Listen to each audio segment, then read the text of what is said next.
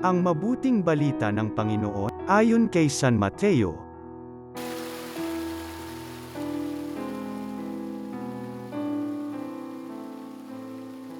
Noong panahong yun, nang marinig ni Jesus ang pagkamatay ni Juan Bautista, siya'y sumakay sa isang bangka at nag-iisang pumunta sa isang ilang na lugar.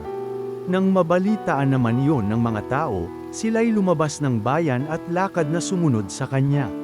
Paglunsad ni Jesus sa dalampasigan, nakita niya ang napakaraming taong yaon. Nahabag siya sa kanila at pinagaling niya ang mga may sakit na dala nila. Nang dapit hapan ay lumapit sa kanya ang mga alagad. Sinabi nila, ilang ang puok na ito at malapit nang lumubog ang araw. Papuntahin na po ninyo sa mga nayon ang mga tao upang makabili ng kanilang makakain. Hindi na sila kailangang umalis pa, sabi ni Jesus. Kayo ang magbibigay sa kanila ng makakain. Sumagot sila, 5 po ang tinapay at 2 ang isda natin.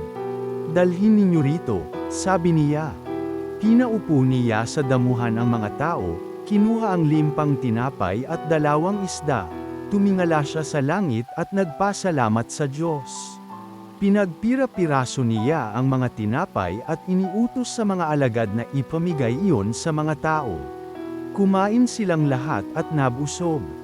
Tinipon ng mga alagad ang lumabis, at sila'y nakapuno ng 12 bakul ng pira-pirasong tinapay. May 5,000 lalaki ang kumain, bukod pa sa mga babae at mga bata. Ang mabuting balita ng Panginoon.